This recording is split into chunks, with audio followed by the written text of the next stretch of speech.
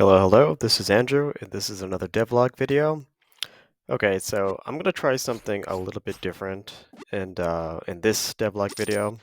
So, as you can probably tell, there's gameplay playing, I'm speaking, and I typically have problems trying to speak while also playing the game. So instead, I just recorded the gameplay first, and now I'm just doing a voiceover the entire video. This way, uh, the video is a little bit more entertaining. You can watch some gameplay and then just ignore my voice, or you can watch some gameplay and also listen to the current status of the game currently. So it's been a week and a few extra days, and what I've accomplished in that amount of time is I've added a health indicator. So as soon as I take damage, a bunch of hearts appear above the character's head, indicating how much remaining health the knight has.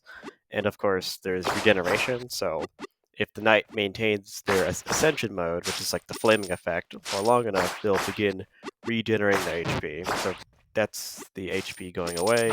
And then once the regeneration kicks in, we see that another heart appears above them, indicating that they've gained health through the regeneration. In addition to that, I started to add some random pitch variation on certain sound effects. One of the most annoying things with the game is the fact that if you just keep using the same sounds, especially on the hits of the enemies and the swing of the sword, it actually gets very annoying. And for the longest time, even the sound effects of my own video game were starting to get really, really annoying to hear. But adding some like variation to it really freaking helps. Um, and the other major improvement or feature added to the game was the drop smash, which is basically a plunge. So in the game, there's already the drop dive. So if the knight's already falling a big distance, like right now, and you hold down the down button, the character will start accelerating until they hit the ground and the ground shakes.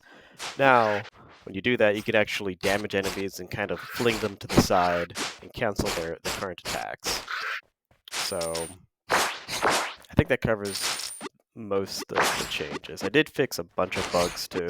There's always more bugs, and each time I encounter a bug, it's never like a simple bug. Well, they're always fairly simple to fix, but they're generally bugs that ends up putting the game into a really bad state.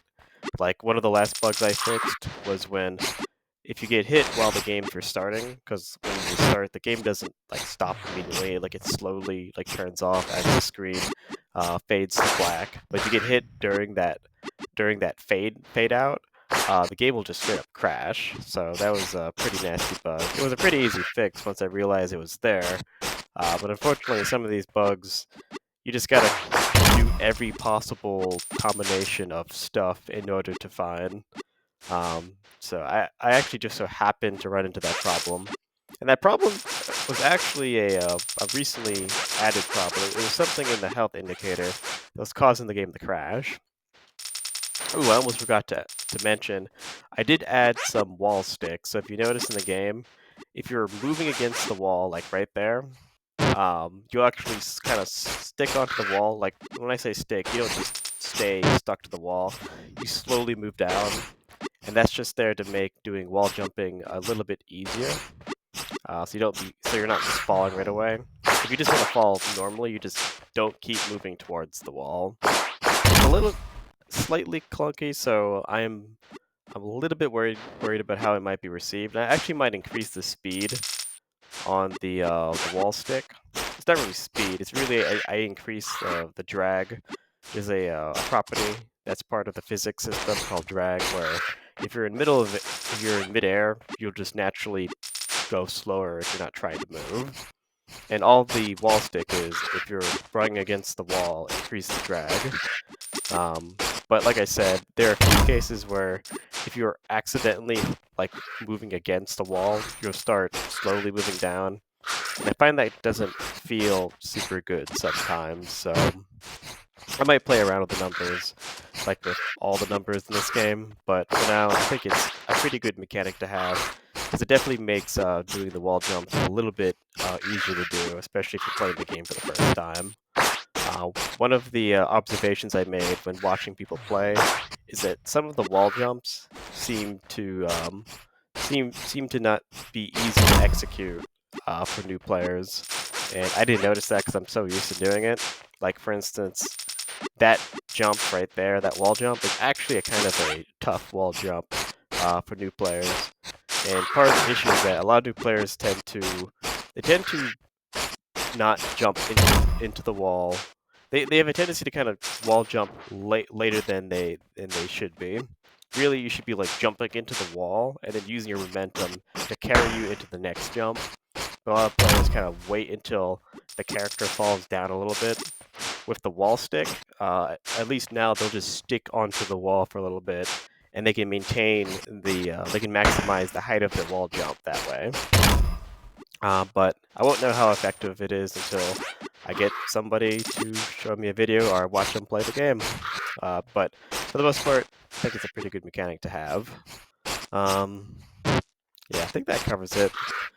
What will I be working on next? So there's still one more major feature of the Ascension mechanic I still need to add, and I don't even have a name for it, but one of the things that one of the I guess aspects of the game that I want to maintain is I don't want the player just to maintain their Ascension. I want them to always keep trying to build the Ascension even when they have it.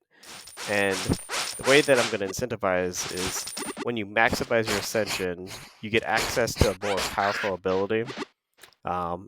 It's going to be an ability that is going to be tied to the like the final strike of the Knight's combo. But basically, I'm not sure exactly what's going to happen, but I think I want this final strike to do like either extra damage or do something that the player, is incentivized to do because it gives them a pretty big benefit. But what happens is when they use it, then it basically expends some of their ascension gauge. So the player wants to keep building their ascension as quickly as possible so they can keep doing it and therefore maximize their damage. Like I said in the past devlog video, one of the main pillars of this game is always keep the player on the move. They should always be moving, whether they're attacking, jumping, dashing. The player should always be trying to do something, because even just doing something builds up the ascension gauge.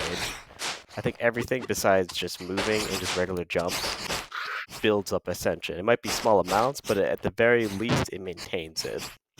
But with this extra mechanic that I'm planning to add, players should be very much incentivized to just keep spamming stuff. That way they can keep maximizing their damage. But that's it. I think the video just ended, so there might be a black screen right now. So I'm going to call it quits, and thanks to those who took the time to listen to me rant / watch my gameplay. Have a nice night.